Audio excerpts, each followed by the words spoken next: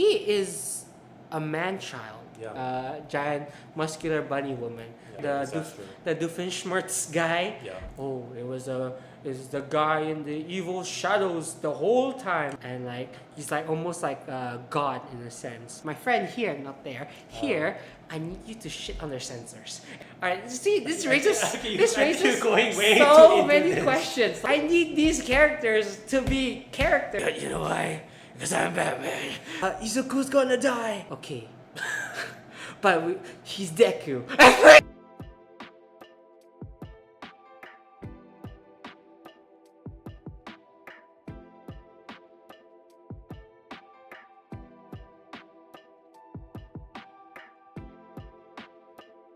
My Hero Academia has been going on for quite a while now, especially now that the newest season of My Hero Academia, the final season, is out right now.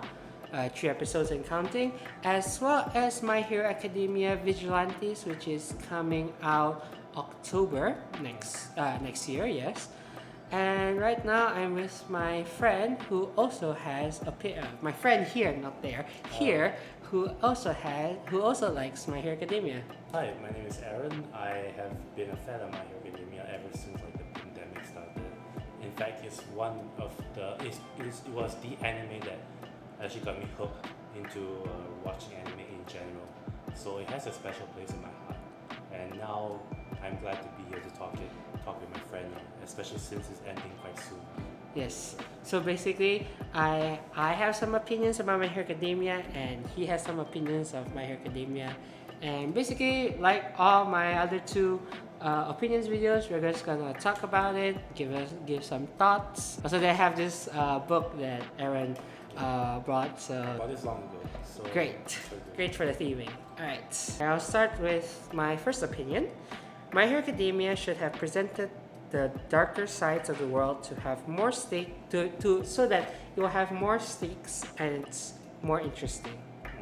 Because I think the first season especially was a good setup. It was a great setup, but I felt like they only really dived what was in the world of My Hero Academia itself deeper only in season 2, especially with Stain and all the others. But I felt that they should have introduced it in the beginning, because really, like in the beginning, the My Hero Academia itself as a world introduces itself as kind of a happy kind of society. But even though it is that kind of society, I felt like it should have introduced its like underbelly way better, instead of just introducing Tomura at the gate and Tomura trying to fight back against UA in that first bit, even though that wasn't, to me, like, at least, like looking back, isn't as strong as an opener. What do you think? I think I felt like maybe MHA could have instead of introducing the villains a bit, maybe it could have focused more on like the underlying cracks in MHA society that will soon become darker once All Might retired. After that, once All Might retired, the society started to break down, and that's when like Endeavor started to step up. But that's when like he's like trying to fix a society that is already broken, and the only reason why it's been staying up is because it's held by All Might. And so maybe it can, at the beginning of season 1, maybe the series can introduce some elements that will foreshadow the fall of the hero society, which will inevitably fall upon when we reach the war arc and the post-war arc, like stuff like that. Yeah, because I really also felt like they could have done more explaining its My Hero Academia as a world, as a concept. Because we kind of, in the beginning, we really just know the basics. Everybody has a quirk. Yeah. And that's pretty much it. It's kind of like everybody has a quirk. There's this one guy who is like the Superman, or is like the most popular and like he's like almost like a god in a sense. But then we never really see like, okay, what's the other side of that? What about the villains? What about the how does this intricate hero society? Because I felt like in the beginning it was really just really simple, but they kind of just throw that some ideas about the world itself, like towards the end, like at the later parts of the series. But then but then like also like us as the audience were like also like introduced like into like these concepts like, oh yeah, this person is different from this person because he joined this organization, which is also somewhat different compared to like I think the Hawks the HSBC organization is different from like the normal uh, hero agency and all that. Like I felt like they should have like introduced like someone like maybe not as because like what anime they usually like to do this style where it's like character A and B talking about it, and then the character just a dialogue, and then the background they're like showing something else, that kind of thing. So I felt like they should have like shown it more maybe as visuals and not as a dialogue heavy kind of thing. But I also don't want it to be like too dialogue heavy. If not, it would be very boring. But I do want it to be somewhat more showing of, especially if it's season 1. I felt like they should have shown more darker sides of heroism, and also how the companies work, how and all that stuff. Not necessarily like too much. Yeah, not necessarily also too much, but also just something, I guess, like also in a sense give us A glimpse. glimpse or like somewhat like little hints of like, oh, that there's actually this thing that's not so good, or like this thing that is good because of this system that they have set up. Well, it's true that like really like after like all my basically kind of went downhill for a while in Hero Society, which is how in the first place the Great War arc did happen in a sense. Yeah. Okay, so first one should be Shigaraki should have been the main villain of the series in the long term. I think that All For One taking over felt like a cheap turnaround. So the reason why I say that is because up until then, up until the All Might versus All For One fight, I think Deku and Shigaraki felt like they were going through a similar path. They were being mentored by their other predecessors, and then inevitably when those predecessors come together to fight for one last time, it felt like a collapse of the old age and a birth of the new age. Because not only that, but because during that fight between All For One and All Might, both sides, both Deku and Shigaraki were also witnessing the fight as well. So in a way, after that fight, I thought, okay, maybe this is going to be the start of the progress for what is inevitably going to be the war arc. And so inevitably when we get to that war arc, I felt that Shigaraki, he was like kind of like the main villain of the arc, of the war arc. But then after that, when Deku and Shigaraki inevitably meet, it felt a bit too short in my opinion. The war arc itself? Not the war arc. The Deku versus Shigaraki fight. Okay, that pre-fight. Okay. Yeah, that fight should have been way longer because mind you, these two have only met around 2 times. They really only met like 2 or 3 times. Yeah, and I felt that it should have been, even though I understand should not be longer because it's not necessarily like the main focus, because we're focusing on a lot of the characters in the war arc. But I felt like maybe a lot more minutes of the fight, screen time of the fight should have been more. And also after that fight, All For One taking over felt a bit too cheap because how do I say? I think that All For One taking over is not necessarily a good thing in the story long term, because then again it ruins Shigaraki's path of like being like the a true successor of All for One. Because if All for One were to take over Shigaraki, then it kind of proves the fact that Shigaraki can be competent enough to take over an entire army of heroes himself. You know, Shigaraki is supposed to be this big bad guy, and I think that should have been like great character development for him because in the beginning he started off as like a crying man child. Yeah, that was what I wanted to say is like the problem I had with Shigaraki as a villain is that in the beginning I didn't really see Shigaraki as a villain per chance because it's like he is a man child. Yeah, man child. Like in the beginning he was like a lot of it was like basically just a bunch of him like whining, be like, oh, I want to kill All Might. It's like it's like a baby like that wanted his like to in a sense it's like a baby who wanted something but couldn't get it and started whining about it.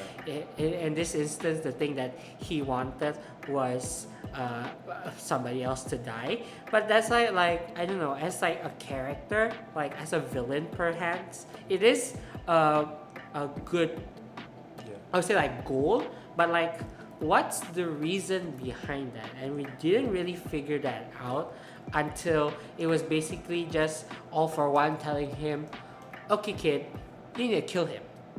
Why? Just kill him. Like, oh, okay. I would much rather that Shigaraki just find out for that answer Like, himself. I felt like if Shigaraki as a villain was more competent and more like have his own goal or like have his own reason why I want to kill All Might. Because we know that he and All Might have like, especially like towards the end of the series, we know that he and All Might have somewhat connections as well, connecting with the previous holder and whatnot. So I felt just like, oh, maybe like if he was this villain that was way more competent, way more like has a real reason why we want this society is wrong and we should let it crumble and fall. I just felt like Shigaraki could have, if Shigaraki was meant to be this kind of villain, because also like they have Shigaraki and Izuku is basically the same character but just on different sides. Yeah, the two sides are the same coin. But the difference that makes Shigaraki and the difference that makes Izuku like more a character that is more, how you say, goal driven, because it's at least he has like a reason and a motive why he wants to be the number one hero and want to follow in the steps of All Might, while as Shigaraki is basically just a sponge that like soaked up the fact that okay, now this is what I'm doing right now and I should just follow whatever my boss says. And that's true. And in a way, I wish that Shigaraki could off once didn't interfere with Shigaraki, because then we can see more character development of Shigaraki from this growing man child to a villain that's actually competent. Because at the beginning of the war arc, Shigaraki was holding himself up well. He felt a lot calmer, and he had a goal. He had a plan for what he wanted to do, and that's the kind of Shigaraki that I wanted to see. But once Overone took over, it's like all of that progress from him growing to be a competent villain in the long term of the series was just suddenly gone. Yeah, because I also felt like, especially like that fight against Shigaraki against Disastro, right? The Doofenshmirtz guy, the one with the mud quirk or like the anger quirk or whatever his quirk was. I felt like at that point that was like peak Shigaraki, like the turning peak, point. like oh, he is now a villain that has that is actually like problem to the heroes and not just a man-child just running and hiding. Plus, we get to learn about his backstory as well. Yeah. And at that point, I felt that was a turning point for his character as well, because now he could be a villain that could actually be a real threat to not just Class 1A or All Might, but the entire society of heroes as a whole. Just a bit of a side tangent, but how did you feel about his reveal of his backstory? And I thought it was kind of interesting, insightful, but I mean, like as like a backstory in of itself, it kind of feels generic, like tragic backstory, like Demon Slayer vibes. I felt because for me it was like because also watching that scene of like discovering how did Tomura get has suddenly have the decay powers and what he actually did like, as his backstory and whatnot. I don't know why, but I felt that one was very like I really just felt like it was okay. Like the most, it's not you don't feel that bad for Tomura, but at the same time you understand why he is that way. Yeah. Also, Maybe maybe some improvements, maybe more opportunities to really like delve deep into the or society. like I think it's either because also the society didn't feel as flushed out, Yeah. and also the father, right? Because the father was the wife of the, the father was the husband of the Nana, right? The seventh wielder of All for One. That's why I thought that that angle was interesting, but like the fact that they didn't really show like we only show like they really just show like one like a few minutes like I hate heroes now, you shouldn't be heroes, like we didn't really get like a grasp of like understanding of why the husband is this way, and that's why like how could that aspect affect his children. You know what I mean? It's like the cause and effect is not really as explored as much as to why Tomura is Tomura. Yeah, I also agree with that, the fact that because they also Tomura is the first like villain that we actually got, and we followed his story from like the beginning to the end. I really agree with that. Like we shouldn't have this like it's the guy in the evil shadows the whole time. We shouldn't have that kind of villain, especially because also My Hero Academia as a show is more about exploring characters as characters and not about like intricate planning and whatnot. Yeah, his team is more on like world building. Yeah, team is more on world building and also character, how these characters develop, and we should have gotten more Tomura as a character and not just All for One being I control everything, you are all in my board. And that could also raise some opportunities to ask some very like actually genuinely good questions about society. It's like what like a hero society, like how our children, or like how our adults who are children of people who are affected by All for One, like because Nana, we know that Nana had a child which is the father of Tomura in a sense, like that connection. That's why I'm also like, damn, we should have just gotten more understanding, and also more like, I guess like going back, it's like world building in a sense of how did these characters end up that way. Okay, my second opinion, more characters should be more in depth, i.e. Himiko and Jiro. Okay, just to preface this, I made like this by like any other character, not just Himiko and Jiro. I just like Himiko and I like Jiro. Okay, that's just my personal thing, because I honestly the one that I can like least talk about like is Jiro, because I just like her because she looks cool, and also she plays music that absolutely slaps. But I felt like that could have also been but also because it can also explored it with the tentacle guy, the guy with the many arms, the octopus guy. Like how could people like people with abnormalities like exist in that society. I felt like that could have gotten that way. But also on like the villain side, especially like Himiko, I really love Himiko as a character because number one, her quirk is interesting, but also number two, it really dives deep into the fact that what if quirks like stain, like what would the society and what would the parents of the parents of the kids reaction to, and how do they deal with people like Himiko in that society. I felt like that was a really good take on that, but I felt like her story, much like a lot of the cast in My Hero Academia, is really, really rushed and not as in depth as I would have liked. Yeah.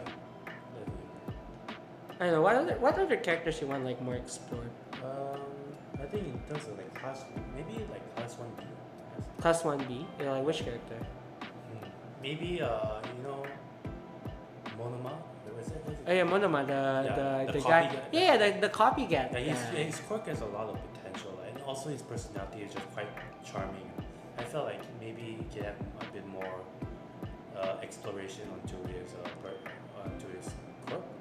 Maybe not a backstory, but fleshing out his character and his personality. Because I think that's what gives the show a bit more style as well. What about any other characters? Maybe on the pro hero, I mean, we already got more of Endeavor's story. I think Endeavor is a really good example. Endeavor and his family is a really good example of a deliciously complicated character that's very, very fleshed out. I love a bit of a side tangent, but I love the Endeavor's backstory. I think it's done perfectly. Like, what do you like about it? Endeavor's backstory is very, very complex, very fleshed out, and it ties well into a lot of the themes in not only Hero Society but also MHA in general, which is like the theme of not giving up. Are you willing to give up your family because you have done something that it's very questionable. It's very questionable and scarring, for decades. Or are you willing to never give up, no matter how much they will never forgive you? And it kind of really brings it to that question throughout his entire journey. And I think that is a perfect example of MHA backstories done right. I think I can't explain enough. And I want to see that more in maybe more of Izuku and Bakugo's relationship, because I think maybe we can expand a bit more on that. And how about else? For me, right,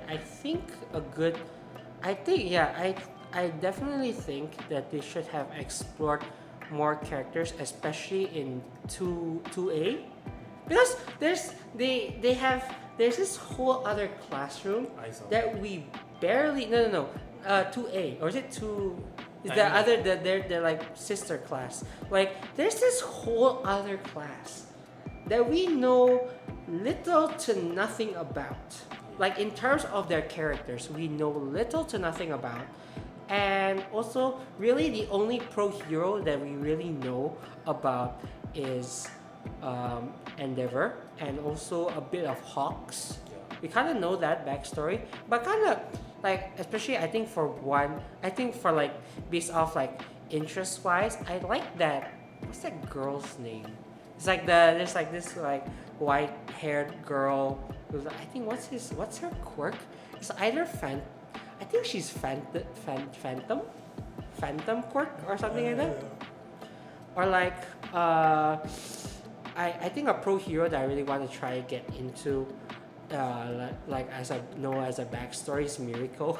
Not because she's a bunny, giant muscular bunny woman, but I think like the fact that how did a crazy girl with no restraints was able to get into the top 10 of Hero Society, and also how did she react to like, because she lost like her arm and her leg in like the Great War arc, right? That's why I'm also like wondering like how did that affect her as a character and not just I have a gun now as my arm and I have a what's it called, like a spring thingy on my leg now. Like I want to know more about her also as a character. Maybe also exploring her relationship with Hawks as well. Yeah, because they have a kind of like a brother and sister kind of. Yeah. They I mean the like I sense that they have a brother and sister kind of like dynamic.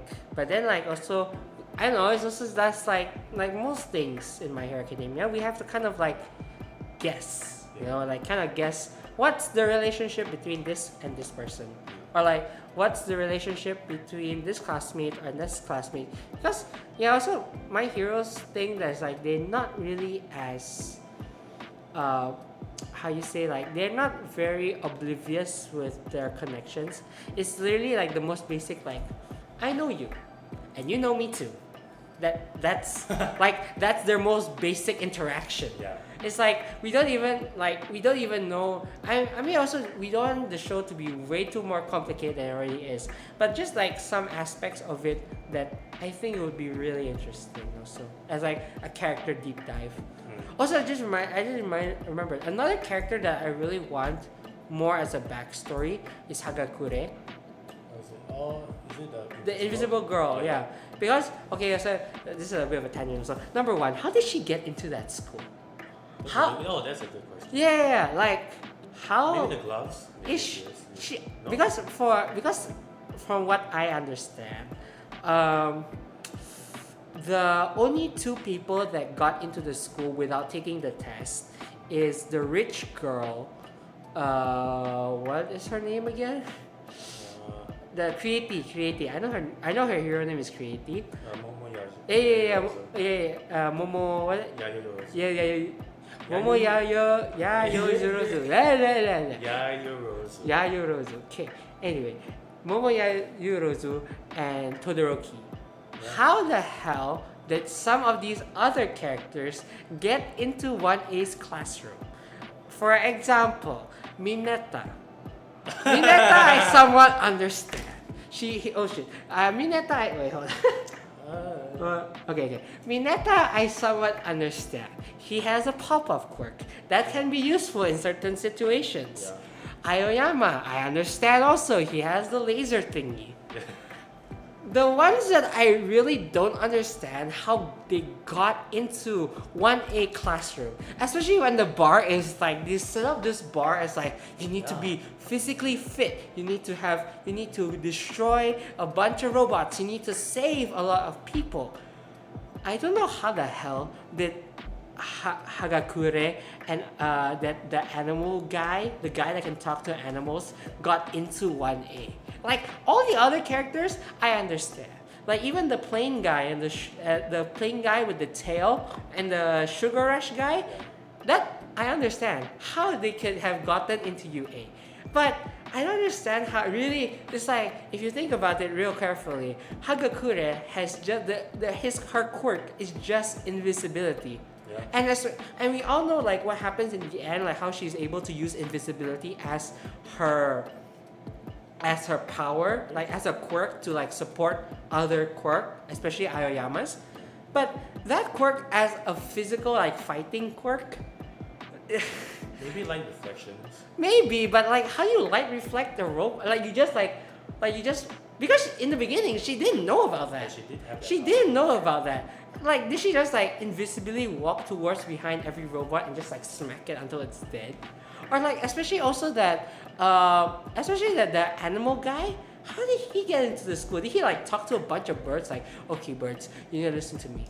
When there are robots around me, I need you to shit on their sensors. And then maybe they'll shoot each other. I don't know. Like those kind of things. And then like also especially quirk wise, like and character wise, how did these characters like because I also know that the guy, the animal guy is also somewhat like double quirked, as in like his mother has an animal quirk, and that kind of just like transferred to him. But then he also got the father quirk, which is just like talking to animals anyway. But it's like, how did these characters like end up there, and also how did they deal with their own quirks, because there has to be a reason why the animal guy is so quiet, and how did Hagakure be seen as a character, because we all know that the reason why she's so bubbly and cheery is just to get attention because she is invisible. But I feel like, how did she come up to that like character in the beginning, especially with her parents? Because we also never see her parents before, and we don't even know if they have invisibility quirks like Hagakure. So are they like? See, this raises so many questions. Like how did Hagakure's parents deal with Hagakure as a character, or like how did she like learn how to become more? Because it's really just like characters need to be more deep dive, because they have such an interesting concept and such an interesting way that their character reflects a backstory, but we never see that backstory at all. You know what I mean? Gosh, you're so passionate about it. Yes, because I need these characters to be characters and not just one-sided. If they were to have like a backstory, they might turn to classroom D&D again. What?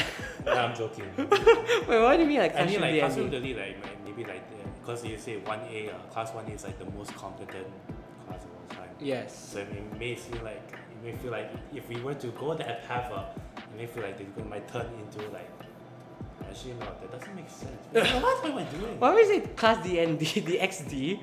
No, classroom of the elite. Oh, classroom of the elite. Oh, classroom of the elite. Yeah. Oh, yeah. Like competent. Oh, like every character is like competent and super smart. But then it's like another like sack of worms that I'm like, oh, okay. I don't know. I just want my characters to feel more competent. What do you think? You think the characters should feel more competent? I mean, yeah. In a sense, if it's class 1A, then yeah. But I think if it's like class 1B, then maybe yeah, I can close one eye and be like, yeah, sure.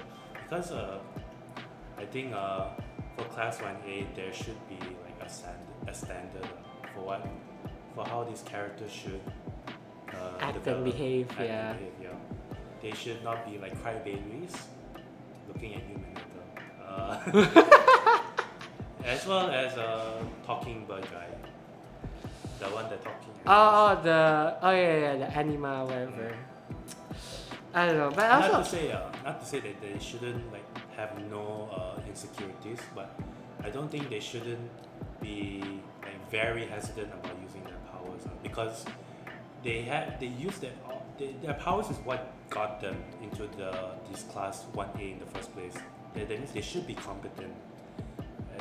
Like that. Yeah, in a sense, yes, but like really like they had that whole because it's like going back also because they had that whole like scene where like everybody's like Aizawa's like, okay class, we're gonna test your, I don't know why we're talking like this, but oh well, okay class, we're gonna test your powers now and see how strong and how well you're using your powers, ready to go. Like they had that whole segment. I don't understand how the Hagakure and Mineta was able to go up there, and also Aoya, and I was like there's so many things that like I question about like the My Hero Academia, especially like season 1. Yeah. Okay.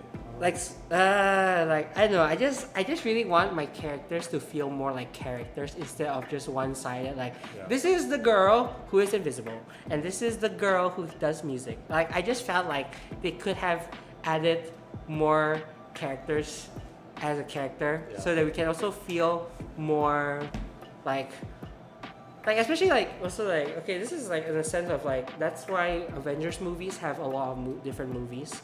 Because when we see, like, when we're attached to a particular character, like for example, my character that I really like is like Black Panther, rest in peace T'Challa.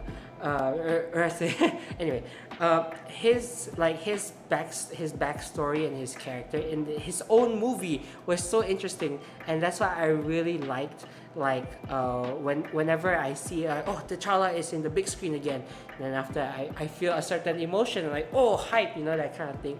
Whereas like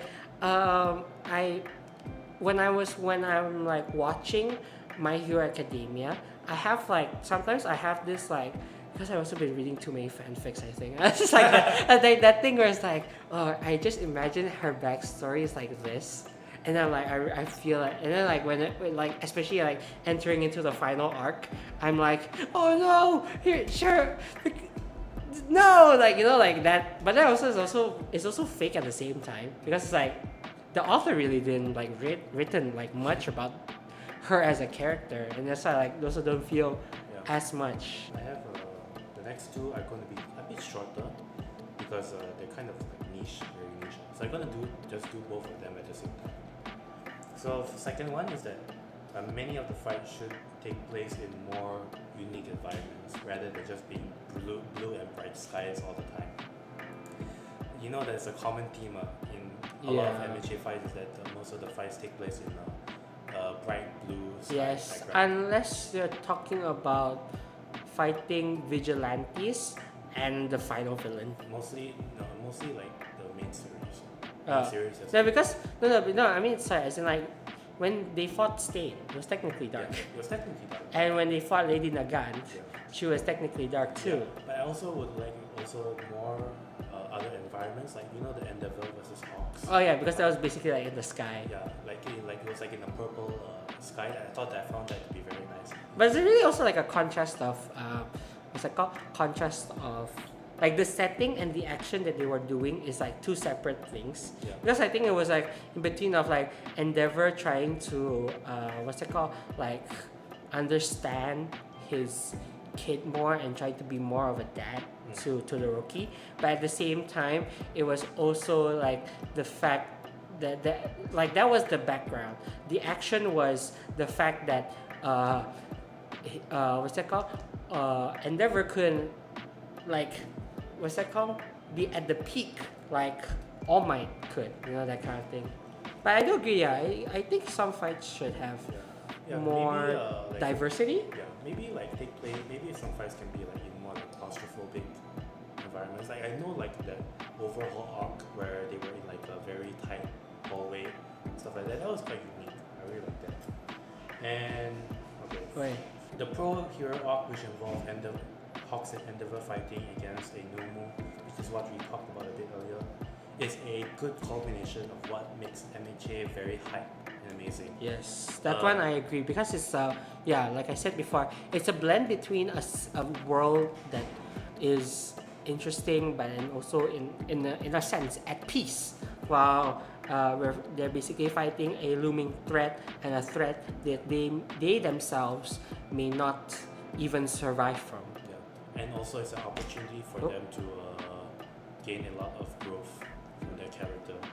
This is and for in this case for the pro hero arc, and this arc was the one that showed Endeavor that he can be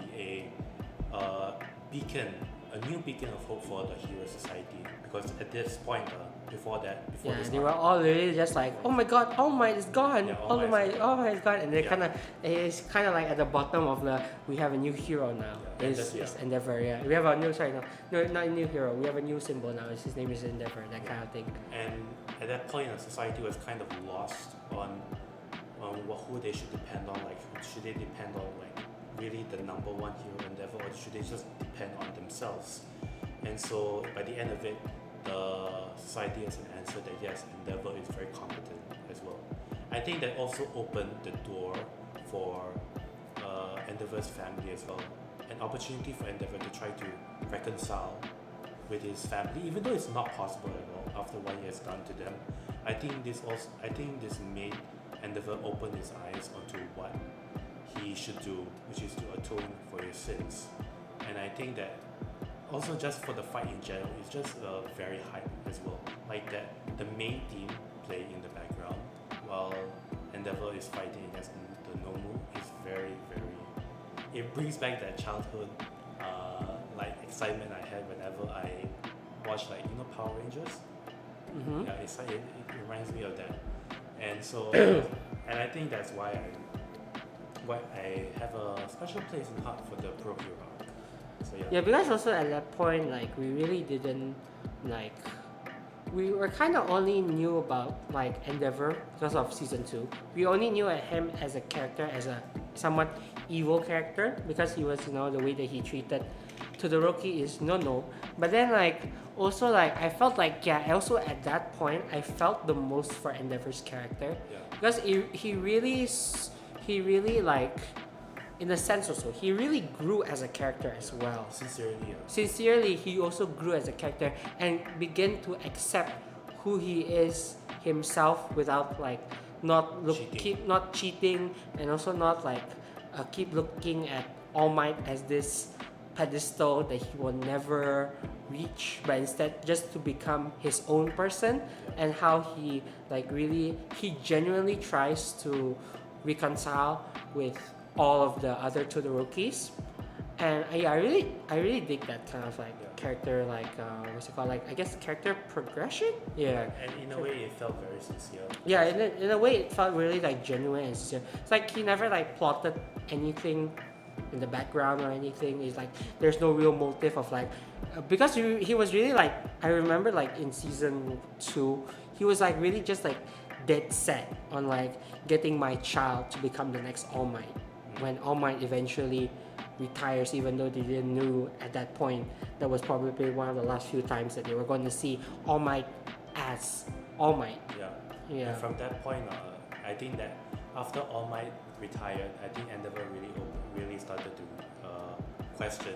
Yeah, because also, also just to say, he really just kind of, we only knew that he was kind of just going through the motions. Yeah. In a sense, like suddenly he's thrown off. Suddenly, like literally, like they were just shown like a screen on TV, like, you know what, Endeavor is now the new top 1 number hero. Like that's it. We kind of just knew that, but we didn't really knew what was going on in his head, which is why how they set up that portion really well, which I'm really glad for it. So. And also, he's also still very complicated, which is I really love about his character. Yeah, he's the dad that's trying to be a dad. Even though his family would never accept the fact that but he would still keep trying regardless. And that's why I love the arc. Also. Alright, this is kind of going. Okay, this opinion is kind of going back to my first opinion, but I think the world building should be more in depth and shouldn't just introduce singular ideas.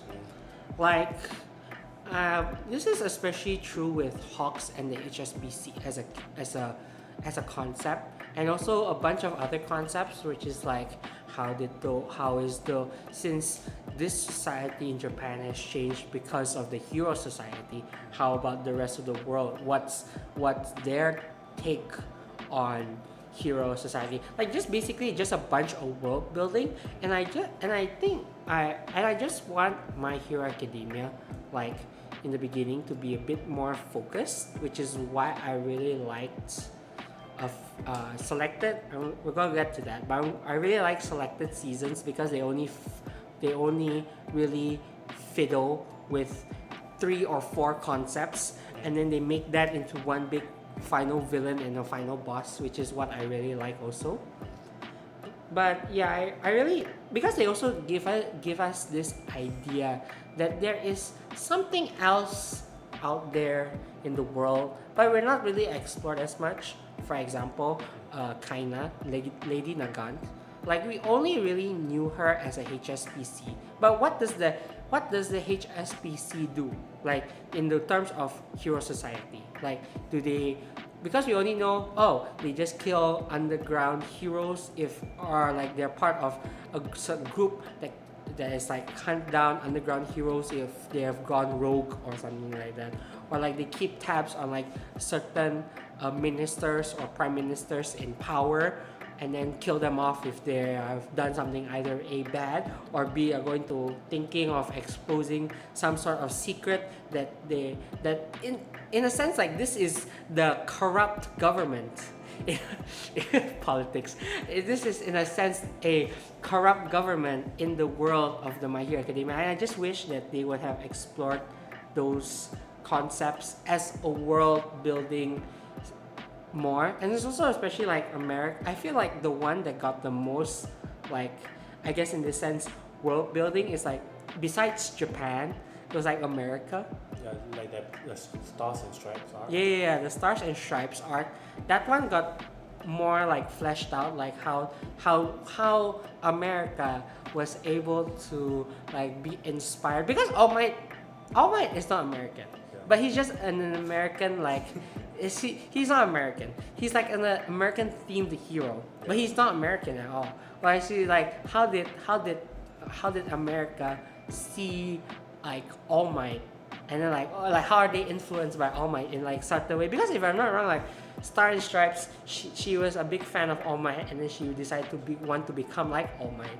And then also the Melissa Shield from like the first movie, like how did she like, how do you say this, like how was she inspired by All Might, and then that's what led to the creation of several inventions in My Hero Academia. But I want to see like, this is more on the world building, I guess, like how I want to see how like other world like not other worlds, how are other countries being influenced by apparently the number one place in the world, which is Japan, I guess, in a sense.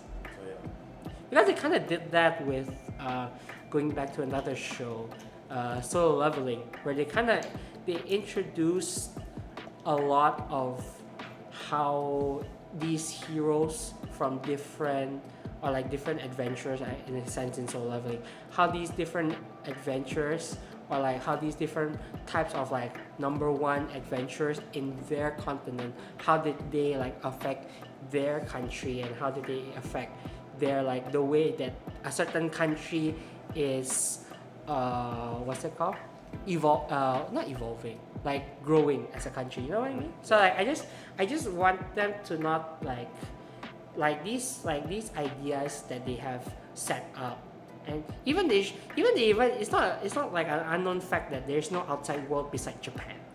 It's not like AOT where it's like, oh, you suddenly found out, oh, there's a bigger world out there. It's not like that. They literally just say like, oh yeah, this guy came from America. Like that should already be a hint that like, oh yeah, there is a wider world out there. And we're also like including all the movies and stuff like that. That's why I'm like, I think they should have gone that somewhat like that direction, or like just somewhat like explain more like how did this country, or how did this organization able to influence their country, or how did this organization influence their country in a sense, you know what I mean? So, yeah. Okay, so yeah, I agree with that. There should be more world building on politics as a whole in general. That will make the world of animation much more complex, and maybe even more interesting if it's executed well.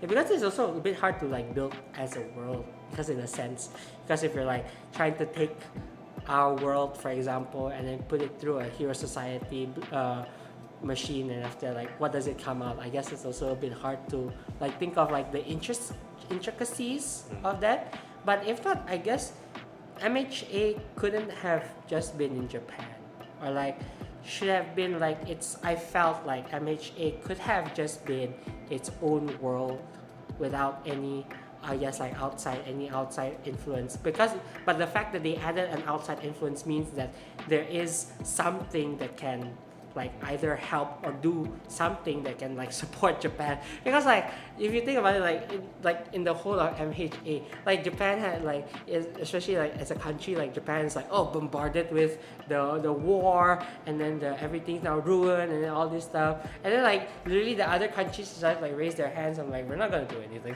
It's not our problem, man. You figure this shit out, man. And we're just like, they have heroes, right? Yeah. They can do something. Yeah, I mean, I said it was heroes. But I guess also because they're scared and whatnot. But I was like, it can only be one number one hero of each country. I want to see the Russian hero or something like that.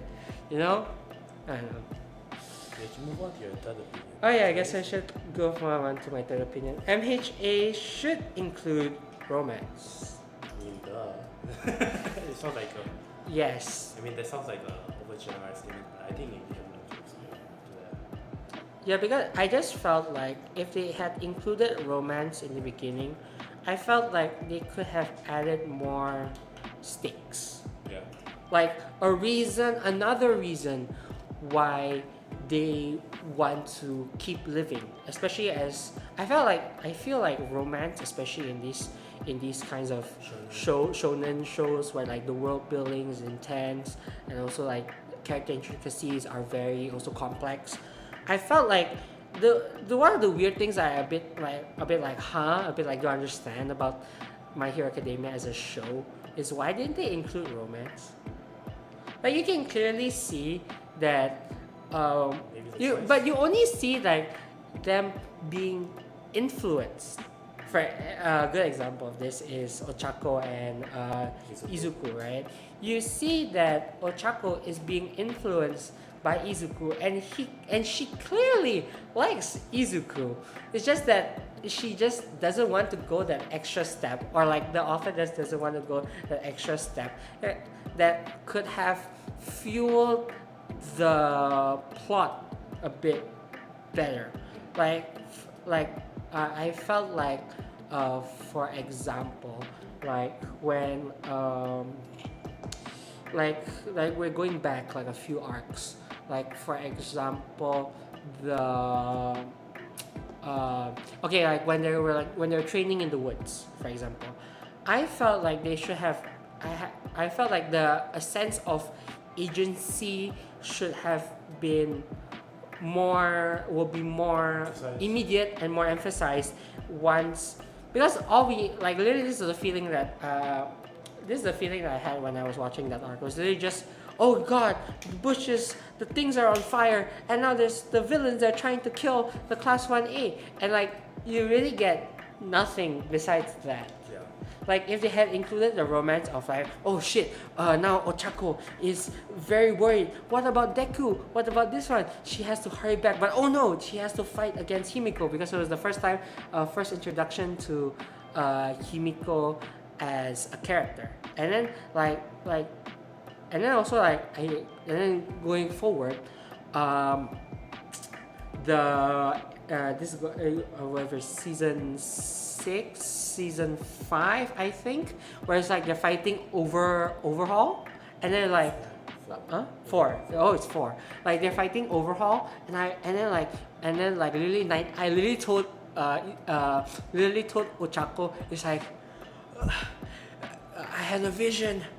Izuku's gonna die, and then like Ochako's just like, okay. But he's Deku. I'm like, what is that? Like that's not a sense of urgency that they should.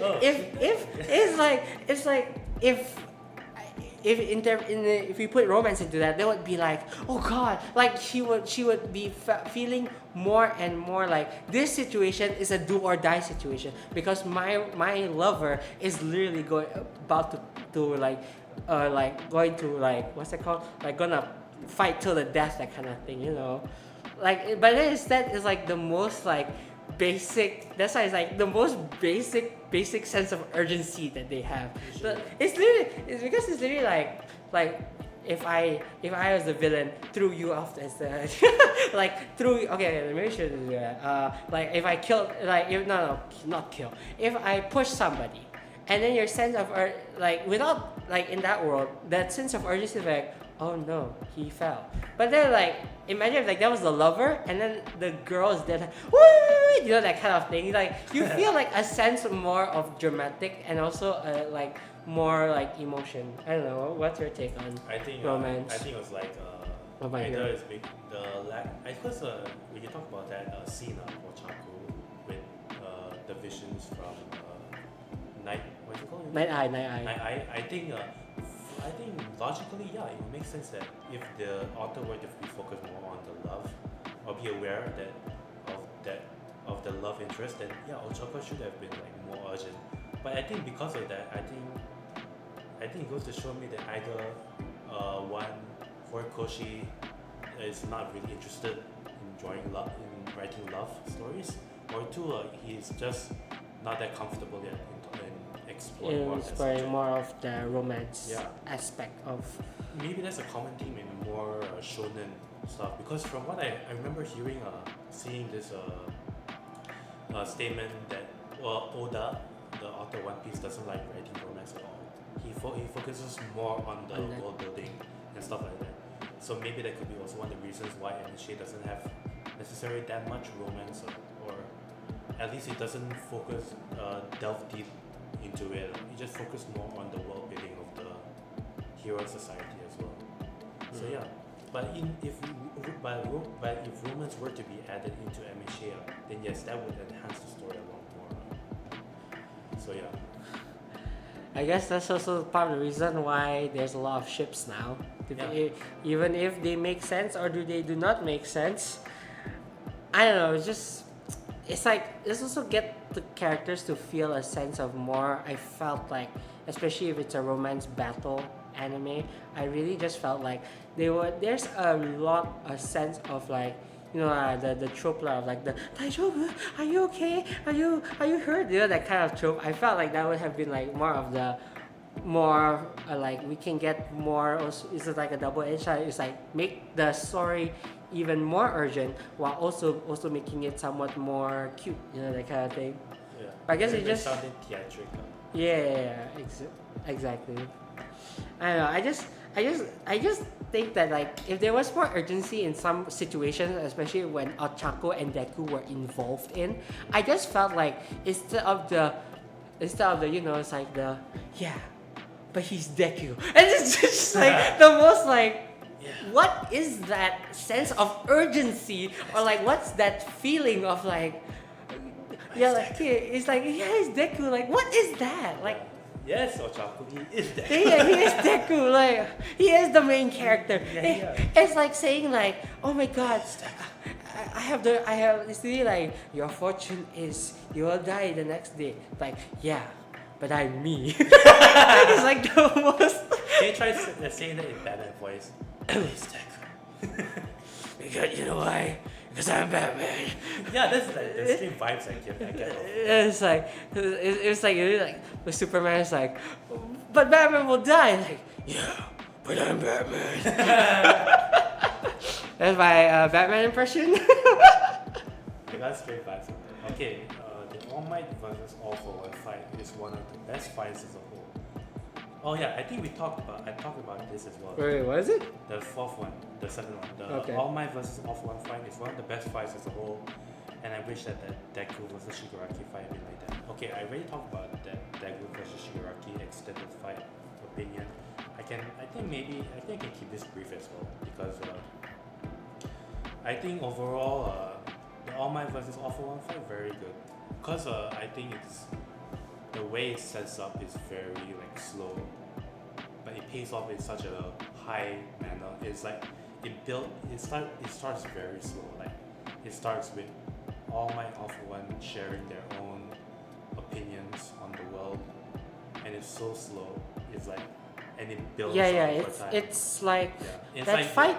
That fight took like 4 episodes. 3 episodes, 4 episodes, like a And Dragon it Ball felt fight without like any of the hya stuff in Yeah, the thing. and it felt like the entire fight was made to just blow your socks off, and it ends off with like the United States of Smash, and I thought that was very cool.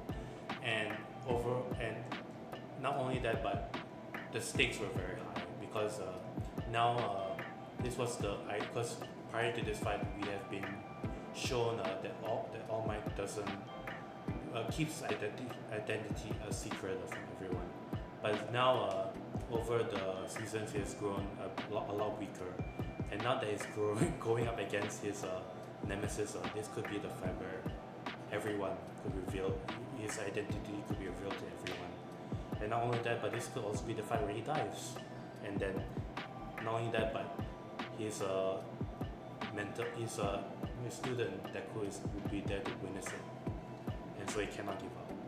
And so that is like a good example of a fight that has real stakes on it. Is there anything that you would want to improve on that fight? Like if there was anything that could have been improved on that fight? Oh, that's a good question. I wanted maybe instead of Deku and the gang like trying to get Bakugo, yeah. Maybe I don't know. It may sound illogical in a sense of the world, but I wish they could have at least Deku and the League and his gang and the League of Villains could have at least cross paths at least one time. Or one other time before One that. time before that, because that could also be an opportunity for Deku. Because they kind of cross paths, Yeah, I mean like, way. like But it's very minimal. minimal. And it's also after the forest thingy arc. Yeah, I wish that. Yeah, maybe. What I would improve also. Yeah, I also agree with that fact. But what I would like one thing that I would also want to improve on that fight specifically is that I want that one to also introduce the all for one one for all's like uh the secret power thing. Yes. The one that in the end we all it's small spoilers. Even though this thing Don't worry. this whole It's video not is spoilers, guys. total spoilers. It's like I want them to introduce maybe a little bit, but maybe introduce the fact that maybe instead of showing all 8 powers at one time, maybe just choose one, which is I'm pretty sure the good one is Nana. Yeah. Nana's power. Like maybe suddenly he's able to float. Like that would be cool. Like suddenly the mentor, like this sets it up so that it can introduce the fact that Izuku has as all for one for all. Is it one for all for one? One for all is able to do this type of move. I like in the end like it was like maybe as like a little hint or like a little teaser like oh yeah in the end this is what it's fully capable of instead because if I remember correctly the only like the first glimpse of that we knew that all for one is not what it also seems to All Might is the fact that we only figured out once Izuku started screaming and suddenly the tentacle thingy just started to come out. That's the only like I wish that we have known like a little bit like a little teaser right before that the class 1A versus class 2 class 1A class 1B whatever that fight you know I just like a little teaser little thing that can somewhat like elevate it for the next seasons because after that Izuku figured out like oh yeah you can do Black Whip and then the engine and then smoke it and whatever thing. Alright. Yeah. So yeah, that's all. Little teasers. MHA should have more major character death. I mean, you already went to that already, right? What? No, I like briefly. yeah briefly because like I felt like in the beginning they should have set it up as a character, not a major character, maybe not a major character death, but like a minor character death. So like also it introduces this world as also can be dark. Like even the first scene. Yeah, the first season. Yeah, I mean like the entire first scene is like Deku and Bakugo fight. Yeah. And with their child. Yeah. Children. Yes. The first line is like, all men are not created equal. And that's a great opening. Yeah, that's why it's like really going back to that point, like all men are not created equal. I felt like if they had introduced a death, maybe one of the like Mineta, who would be sad if Mineta died? Yeah. Like exactly right. So as the audience, we didn't care, but since in accordance to this story of season 1, right, where they're like when they go to the what's it called, a lot of different environments when they started the first like fight, I felt like if Mineta or if another character that is like maybe like do a Resident thing, where it's like we introduce a character that was in 1A or then turns out to either A die or B a character that will in the end just betray them, and not like Aoyama with like his whole thing is like he was part of All for One during out the whole thing and we already really knew up to the ending. Like if we introduce like either a character that is either A die, B immediately pointed the middle finger at everybody, I felt like that could have like introduced the story as a more like what did I say? like it would have like also elevated the story way better, especially like if it's revenge and death and stuff. Because yeah, again, this goes back to I want the world to be darker. Yeah. What do you think? I agree with that. I think we got a first glimpse into that kind of world during the post-war arc, like the Dark Deku arc. But that world has so much potential. Like imagine if like I know this is weird to ask, but imagine if the series started out with that arc. What do you think? Oh, which arc? The Dark Deku. Dark Deku arc? Yeah. Yes, that actually would have major implications to the story.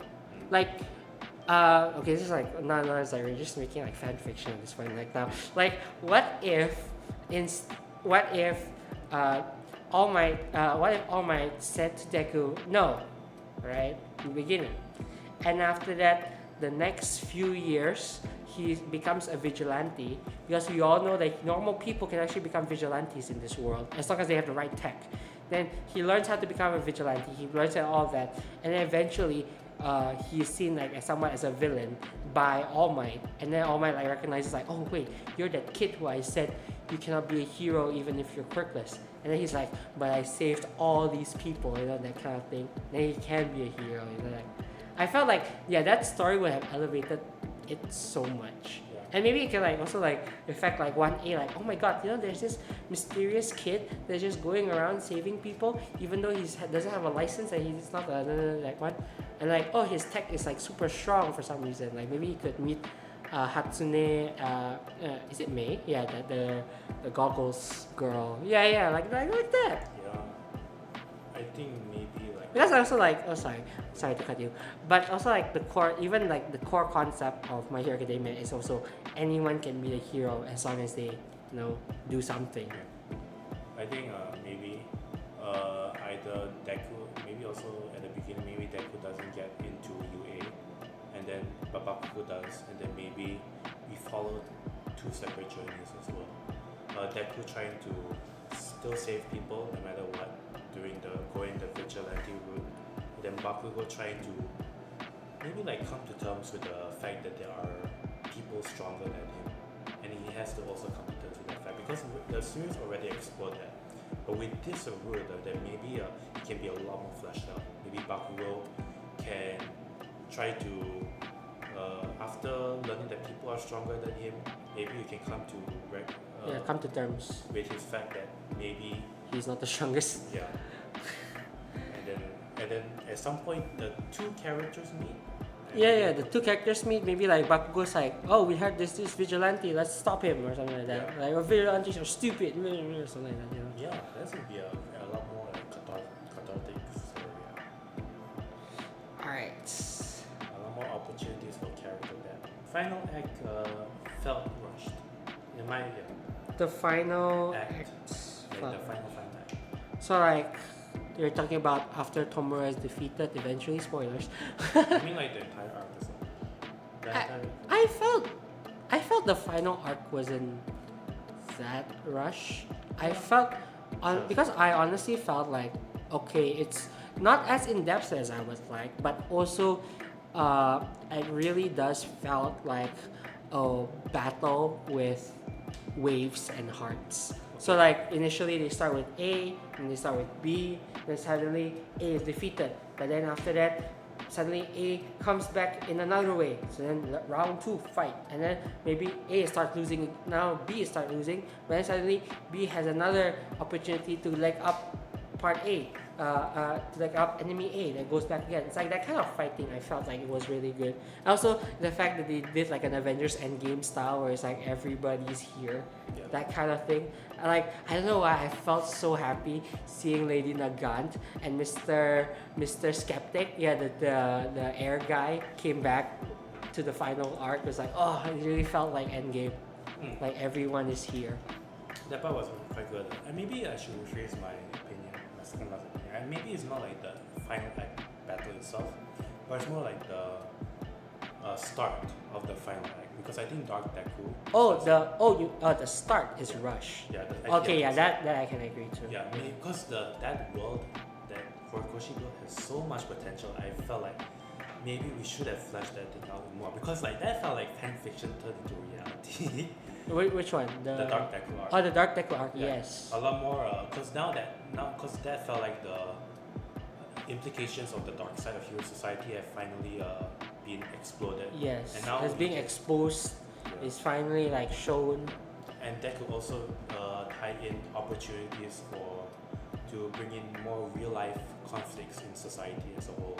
Maybe we can explore more about the corruption of the Japanese system, because I think that's what JJK did. I believe so.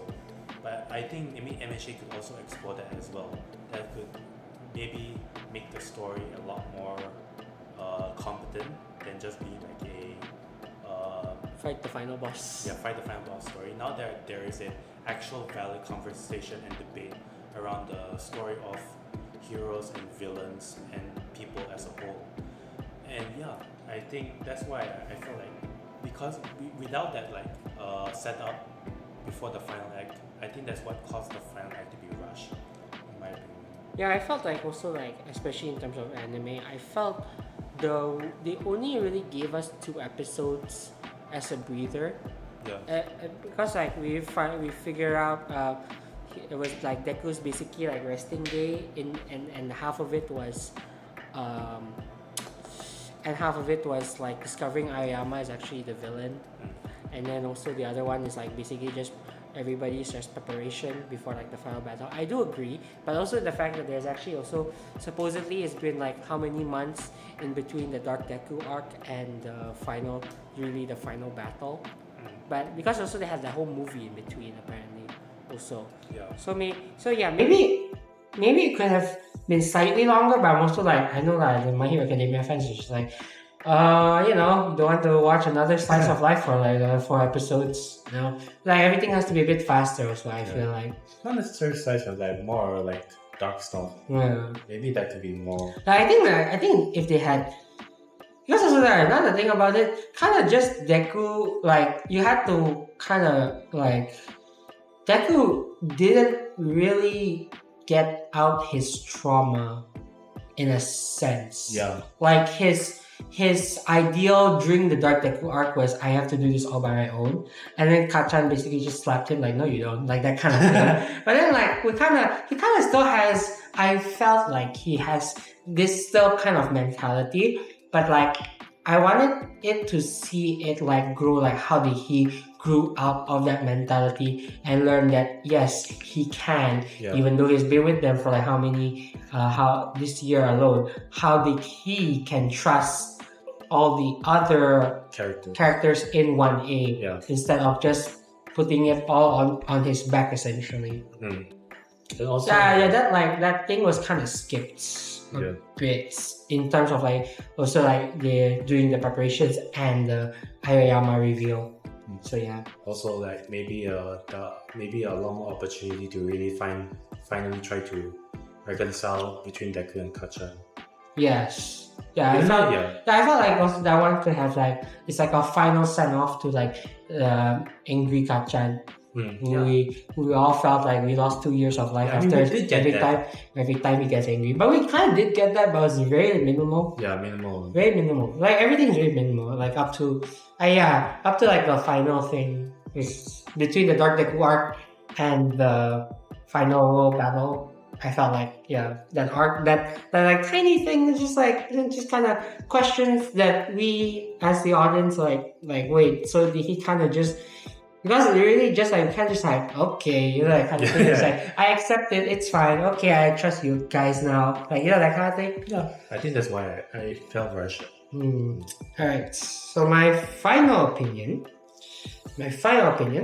is the Eric arc and the school festival is the best MHA arcs.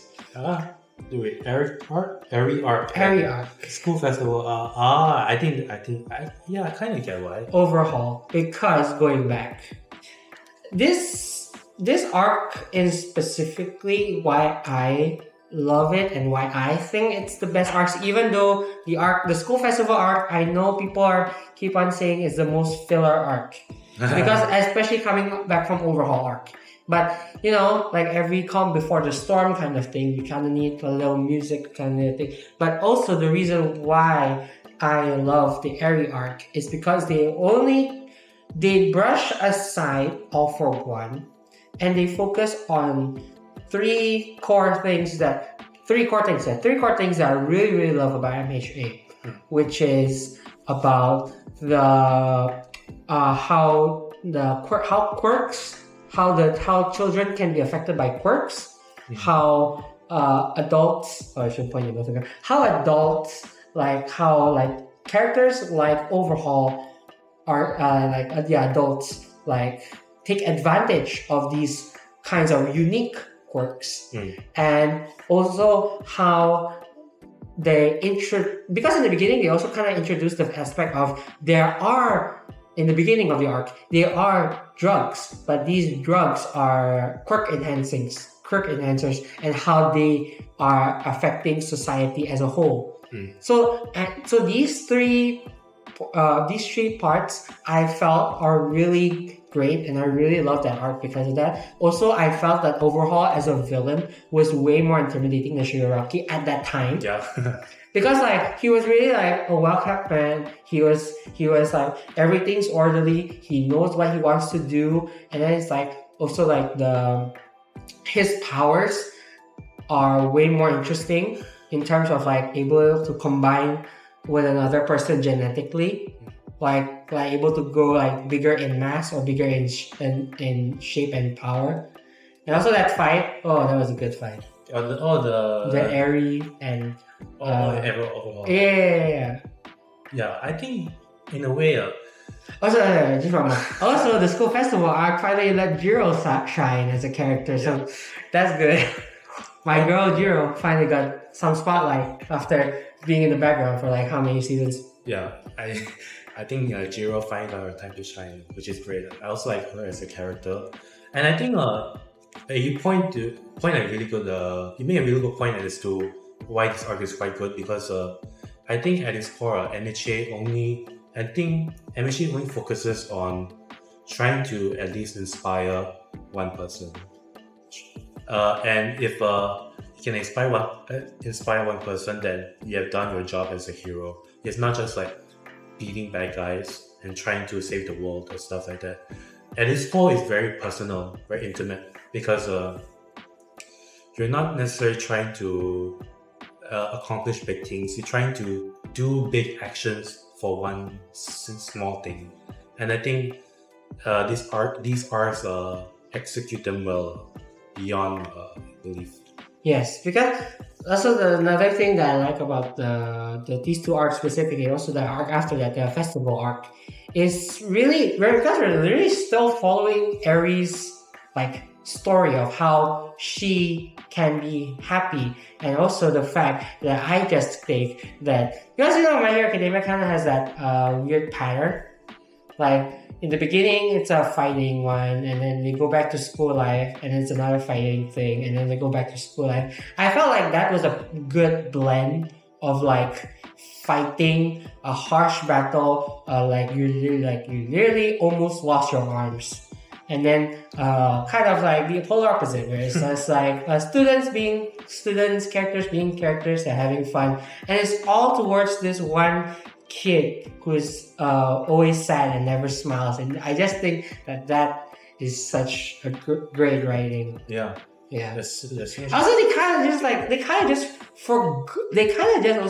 just forgot the all for one for all points that they have, because I know because they played with these ideas especially a lot during the previous seasons, but I kind of just like forgot all about those in these arcs. It's just more of just an Izuku just getting more power. That's it. Yeah. So yeah, that's why I think these are the best arcs. Yeah. Right. Because they're more intimate. Yeah, because they're like more focused and more like story character driven. Fully character. Yeah, fully character driven. Yeah. Okay, last one. How should we end this final? My Hero Academia final. This one's gonna be a simple one actually, because my opinions are quite simple. The final one is that Deku, Todoroki, and Iida is an underrated trio in my opinion. Take the Stain arc, for example. How about the Bakugo? I do acknowledge that they're the main big three, but I will just say that Deku, Todoroki, and Iida are a bit of an underrated trio. Because they clash, their personalities clash so well against each other. One is like, yeah, let's do it, and then the other one is just like stoic, and then the other one is just like following the rules. Yeah, I guess that does make like a great trio. What other trios you can think of that quite good? In terms of class 1A, I would say, if we were to start with Jiro, what would you think? Jiro. Kaminari Jiro, yeah, Kaminari, and who else? Wait, no. I was about to say Bakugo. No. But they kind of had a band though, right? Yeah. They kind of made a band, right? It was Yeah. Bakugo. It was Bakugo, Tokoyami with Kaminari, Momo, and Jiro. Yeah. These five. Yeah. Yeah, the big five. I think that I really like that band though. Yeah. I don't know what other big three. I guess like, what's like what personalities clash really well? See, that's I'll say no. How about Hawks? Hawks, Hawks, Miracle, and what? Because they're like duos. Duos are really easy. Yeah, Hawks, Miracle, maybe Giant, but I mean, I just remember now. I remember one. Mount Lady. How about Dragon? Mount. Rico. The real. That can be one. Because I know Miracle and the Dragon one is somewhat like related. Yeah. And then also with what is it? What is this again? Hawks. Yeah, Hawks. Yeah, that would be fun. And then I think another. The top three heroes in UA. What's that? Mirio, Nejiro, and Takoyaki guy. Night something. That's a fun.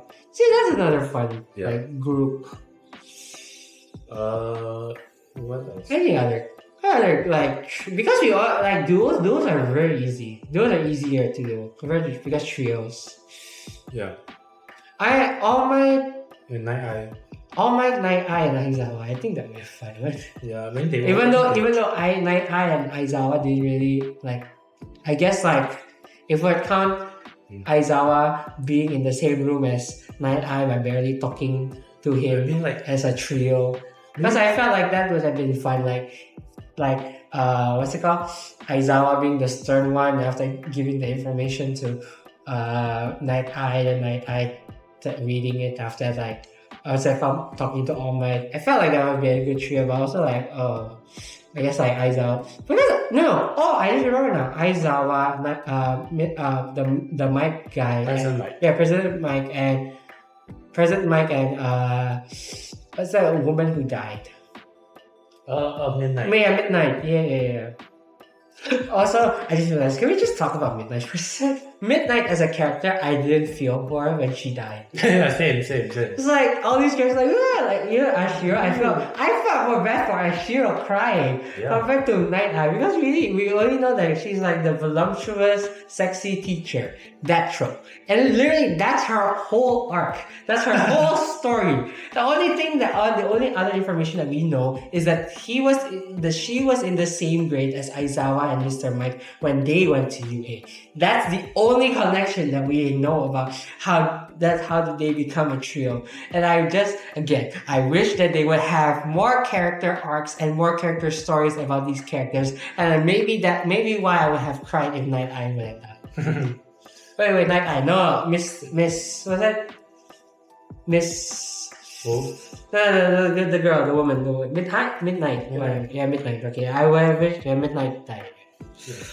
Okay, so we're done. Yeah, we're done. So these are our 6 opinions about My Hero Academia. His 6 opinions, my 6 opinions. It's a long one. Yeah, it's a really long one. It's really an hour and 30 minutes. It's actually not the longest one that I've done. What was the longest? The longest was with my friend Ricardo. We were talking about Pokemon for an hour and 47 minutes. Damn.